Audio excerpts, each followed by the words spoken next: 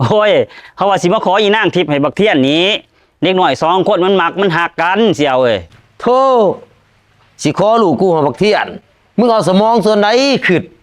มึงเอาโปรตีนบ่ขึ้นอันพวกขี้ทุกข์ขี้ยากคือมึงแถมขี้ข้านพร้อมสิมาขอลูกสาวกูบ่เอา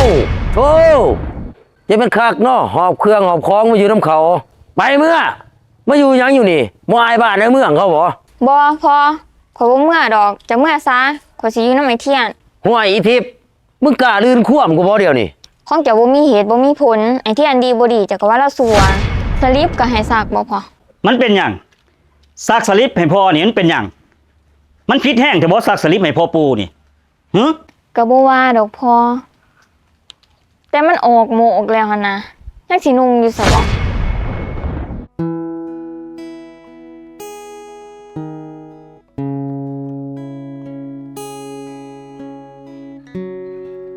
ทิพย์อยู่เฮือนเด้อกูสิไปตลาดอ้าวแต่สิไปเฮ็ดหยังพอบ่ไปดอกข่อยสิไปเองบ่กูสิไปเองแต่ละเทื่อก็ข่อยตาว่าไปตลาดมื้อนี้จะขึ้นมาสิไปโธ่ให้มึงไปผู้ดีแล้วมึงสิย่อยไปหาบักเทียนน่ะโอ้ยจักก็โพดพอข่อยถามจะแน่เป็นหยังเจ้าคือสั่งไอ้เทียนแท้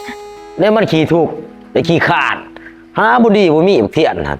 จะเข้าใจผิดแล้วพอไอ้เทียนหันแล้วตั้งใจทำมาหากินได้กูขี่กูนี่อุ้ยตั้งใจทำมาหากินแต่ละมื้อกูเห็นมันดินตายในโทรศัพท์ก็ยังว่าเราดินโทรศัพท์หันเราเฮ็ดเวียกออนไลน์มึงอย่าสุตามือตามั่วได้ดาทิพย์บักเทียนไผก็ฮู้ว่ามันติดพนันออนไลน์คันมึงไปเอาว่านั่นผู้ดีมึงถูกเบิดศาสตร์เจ้ามีแต่เบิ่งเราในแง่บ่ดีเจ้าก็เปิดใจให้เราแน่อุ้ยเศร้ามึงจะสุมาเถียงกูอยู่นี่กูสิไปตลาดก่อนอย่าให้กูฮู้เด้อว่ามึงลักไปหาบักเทียนหั่นคันกูฮู้มึงเจ็บหนักโลดอีโพนี่ก็พูดบ่ฟังหน้าฟังหลัง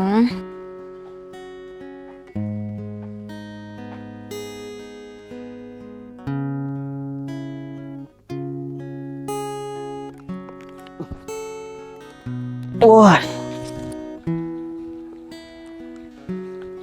พอข่อยมีเรื่องสิเว้านะเวียกอีสังเดี๋ยวนี้ไปขอเซาทิพย์ข่อยติพอโอ้ยอันเรื่องไปขอกูก็อยากไปขอให้มึงอยู่ดอกแต่พอเขาบ่มักมึงสิให้กูเฮ็ดจังได๋เดี๋ยวนี้ไปขอเขาไล่เฮาหนีคือเก่าหั่นแหล้วนะพอลองไปขอให้ข่อยก่อนดิวะให้ข่อยบ่ได้เซาทิพย์ข่อยบ่จักสิอยู่ไว้นี่โอ้เนาะไปกูไปเปลี่ยนเครื่องก่อนตายแล้วมายากนะมึงนี่แหละมักลูกสาวเขาว้ายจังได๋กี่เป้งเสียวสบายดีไผเสียวมึงบักจอยขึ้นมาเทิงก่อนติพ่อจอยเทียนเสื้อมันมาอย่างพวกเสนียดหั่นมึงหยุดโลดโอ้ยเสียวให้ขึ้นไปนี่ที่ข้าวนึงมีเวียกสิล้มน้ำเสียวกูไม่มีหยังสิบอกกับมึงคันมีเวียกก็บอกมาโลดบ่ต้องขึ้นมาโอ้ยก็ให้เราขึ้นมาทั้งเพื่อนกินน้ำกินในก่อนติพอสิให้มันขึ้นมาอย่างเพราะมันเปื้อนเฮือนหั่นมีหยังก็บอกมาโลดโอ้ยเขาว่าสิมาขออีนางทิพย์ให้บักเทียนนี้เด็กหน่อย2 คนมันมักมันหักกันเสียวเอ้ยโธ่สิขอลูกกูหาบักเทียนมึงเอาสมองส่วนไหนขึ้นมึงเอาโปรตีนบ่ขึ้นอันพวกขี้ทุกข์ขี้ยากคือมึงแถมขี้ข้านพร้อมสิมาขอลูกสาวกูบ่เอาโอ้ยพอค่อยๆเว้ากับเราสิขออีหยังได้กูบ่มักพวกตระกูลขี้ทุกข์ขี้ยากแต่เขามักได้พอไอ้เทียนหั่นก็ยังว่าบ่ให้มักมึงนี่ก็สิมันศาสตร์บ่ฟังควมเนาะมันสิมีอนาคตบ่กันเอากับมันนี่ขี้ข้านก็พอขี้ข้านแถมมันยังติดการพนันอีก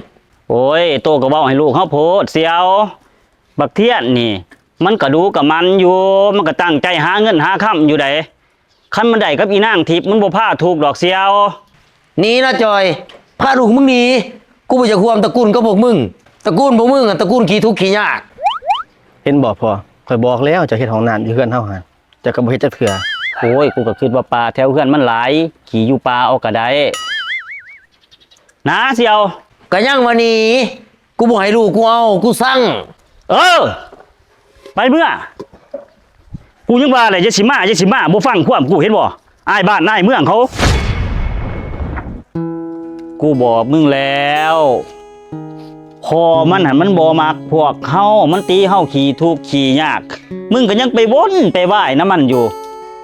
ผู้หญิงหมดบ้านหมดเมืองบ่อึดบ่อยากมึงคือบ่มักมึงไปมักอีสังอันลูกบักเป็งหั่นเฮ็ดจังได๋พอแล้วข่อยมักเขา ผู้อื่นเขาก็บ่มัก นั่นแหละคันมึงเมียนมันแต่พุ่นแหละก็แล้ว จงไว้เฮ็ดอีสั่งโอ้ยกูหลดเมื่อยแล้วมึง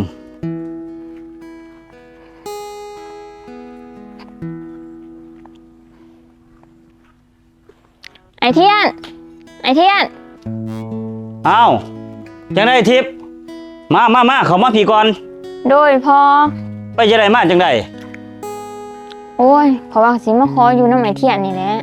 ว้ายพอโตสิบ่ว่าบ่มาแนวนี้ หายเขาก็บ่สนดอกพ่อเอ้ยขอหักไอเทียนขอสิมาอยู่น้ำไอเทียน พวกเจ้าฮักพวกเจ้ามากันพ่อก็บ่ว่าดอกฮอดแต่ว่าจะสิให้พ่อเจ้ามาวนได้คันถ้าเป้งมาวนนี่ข่อยบ่ไหวหน้าคือกันเด้ข่อยเจ็บใจมื้อวานนี่ข่อยไปขอนี่เพิ่นด่าข่อยบ่มีเกียรติบ่มีศักดิ์ศรีเลย แต่ว่าคันพวกเจ้าฮักพวกเจ้ามากันก็สุดพวกเจ้าเด้อข่อยเขาพักผ่อนก่อน ดีใจว่าไอเทียนขอสิมาอยู่น้ำเจ้า ดีใจหั่นแหละให้ดีใจที่สุดในโลกเลย ว่าแต่เจ้านั่นบ่ย่านพ่อจะมานํบ่ มานำขอยกับบ่มืออ่านมาหลอกอีพอหั่นแล้วบ่มีเหตุบ่มีผล โธ่อย่าเป็นคักเนาะหอบเครื่องหอบของมาอยู่น้ำเขา ไปเมื่อมาอยู่หยังอยู่นี่บ่อายบ้านในเมืองเขาบ่ บ่พอขอยบ่เมื่อดอกจะเมื่อซะขอยสิอยู่น้ำไอเทียน ห่วยอีทิพย์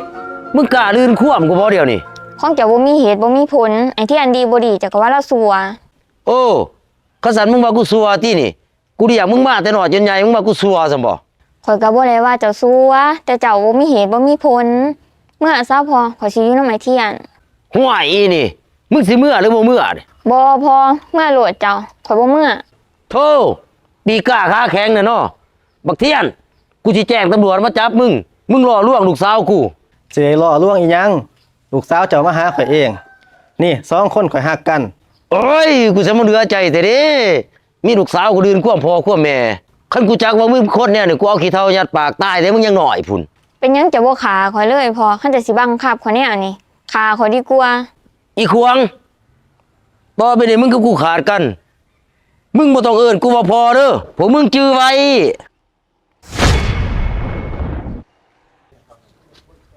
ลินใต้แต่โทรศัพท์อยู่หั่นแล้วเอานี่เครื่องนี่ไปซักให้พ่อนี่ ซักเบิดนี่บ่พอ เออ สลิปก็ให้ซักบ่พอ มันเป็นหยังซักสลิปให้พ่อนี่มันเป็นหยังมันผิดแห้งแต่บ่ซักสลิปให้พ่อปู่นี่หึ ก็บ่ว่าดอกพอแต่มันออกโมกแล้วหั่นนะยังสินุ่งอยู่ซะบ่ บ่ว่าแต่ออกโมกกูอยากให้มันออกเฮ็ดพุ่นพอได้เก็บแกงกินซักมีหน้าที่ซักไปซัก เที่ยง จังได้ทิพย์เจ้าเที่ยงหยังอีพอคือมาเสียงดังแท้ บ่ได้เถียงอีพอแล้วให้ข่อยซักเครื่องให้เรา กระซักให้เรา ข่อยก็บ่ได้ว่าดอก แต่ว่าจะทางหญ้าในเด้อ66 โอ้เจ้าใส่เขาบ่เดี๋ยวนี้เจ้าบ่เห็นบ่เนี่ยข่อยปั้นสล็อตอยู่เนี่ยข่อยสิเอาเวลาใดไปทางให้เจ้า โอ้ยเจ้าก็ซอยข่อยแหน่เวียกเฮือนเวียกศาลหั่นแต่ข่อยมาอยู่นำเจ้าใส่แต่ข่อย หันเด้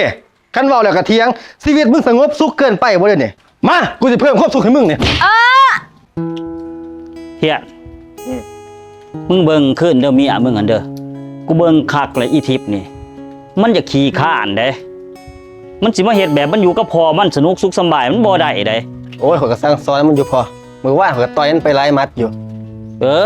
มันต้องจังสั่นเด้พอตีก็ตีพอต่อยก็ต่อยเด้เฮาสิไปใจดีน้ำมันนี่มันสิได้ใจเมียมึงน่ะว่าแต่เขาน้ำท่ามปลาแล้วแหละบ่นี่เมียมึงไปอยู่ไสอีทิพย์ทิพย์ แม่นหยังพอ แล้วบ่เขาน้ำท่ามปลาหั่นคือบ่หาแต่งหาหยังมาเดี๋ยวนี้ฮะ โดยพอถาข้าวหนึงเด้อ บ่ได้เรื่องเด้อเมียมึงนี่คันบ่บอกแล้วบ่จักเข็ดจักอีสังอีอันนี่สบายจนเคยโต พอไอเทียนกินข้าว ได้หยังกินทิพย์ แกงเฮ็ดเฮ้ยแซ่บเลยนี่ ไปได้บ่ได้ใส่เห็ด ก็เอามาแต่สลิปอีพออันติมันออกเป็นเท่าไรดอก เห็นบ่ป้านันสิจ้าให้กูทิมสลิปหันมันก็พอได้แกล้งย้อนเฮ็ดหัน โดยพอ มันได้กินน้ำกันนี่ ได้แล้วพอกินซะพวกเจ้าข่อยบ่อยาก อยากไปแห้งดี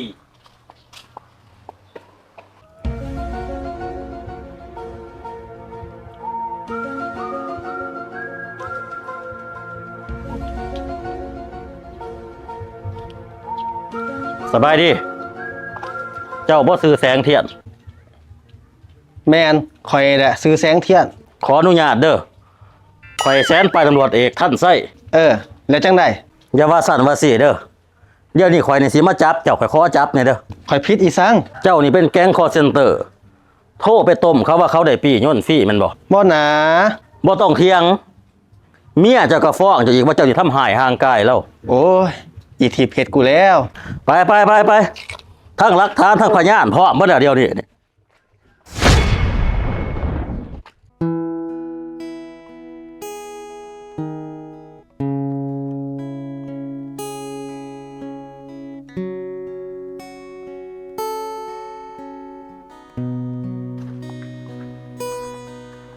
พอเห็นยังอยู่ กระเด็นโทรศัพท์มาติว่าแต่หนามึงหั่นไปเฮ็ดอีหยังซะมาหมุนเบิด ไอเทียนน่ะตีคอยพอ นั่นเด้กูว่าแล้วปานนันย่องเอากันดีจังสันดีจังสี่อันกูเบิ่งคนนี่มันบ่ผิดนะว่าแต่มันอยู่ไสเด้อนี่บักเทียนกูสิไปจัดการมัน ตำรวจเข้าจับไปแล้วเด้พอ นั่นเด้เป็นหยังก็จักจับมันคันกูคิดบ่ผิดนี่แม่นเรื่องแก๊งคอร์เซนเตอร์แม่นบ่ แม่นพอ ไอเทียนน่ะเป็นแก๊งคอร์เซนเตอร์ แล้วเราก็ติดการพนันออนไลน์ กูว่าแล้วนะเฮ็ดเวียกออนไลน์อุ้ยปั่นสล็อต คอยก็พ่วงหูตอนคอยไปอยู่น้ำเล่านี่แหละว่าเราเป็นคนแนวนี้ หันแดตอนพ่อบอกพ่อสอนเจ้าก็บ่ฟังความหาบ่พอบ่มีเหตุบ่มีผลหาบ่พอเป็นคนจังสั่นจังสี่ ที่พ่อให้ที่พ่อเว้ามันบ่แม่นหยังไดพ่อหวังดีลูกเอ้ยบักเทียนหั่นเขาฮู้เบิดบ้านเบิดเมืองบ่มันเป็นนักต้มตุนก็มีแต่เจ้านี่แหละบ่ฮู้ คอยขอโทษพอที่คอยบ่ฟังความเจ้า อันบักเทียนหั่นน่ะเรื่องมันถูกมันยากนี่พ่อก็บ่เคยตีดอกคันมันเป็นคนดีคันเจ้าฮักคันทุกปานใดพ่อก็รับได้อันนี้มันบ่ดีเขาฮู้เบิดบ้านเบิดเมืองพ่อเบิ่งออกแต่ที่แรกพุ่นแหละคันจะอยู่นำมันเจ้าสิมีแต่ความทุกข์เห็นบ่แบบนี้แหละหน้าปูมาอยู่นำพ่อนำแม่พ่อแม่บ่เคยตบเคยตี แม่นแล้วพอจะเว้ามาอันถือเบิดพอเอ้ย เอาตั้งต้นตั้งโตใหม่ไปพ่อสิพาไปห้องหมอ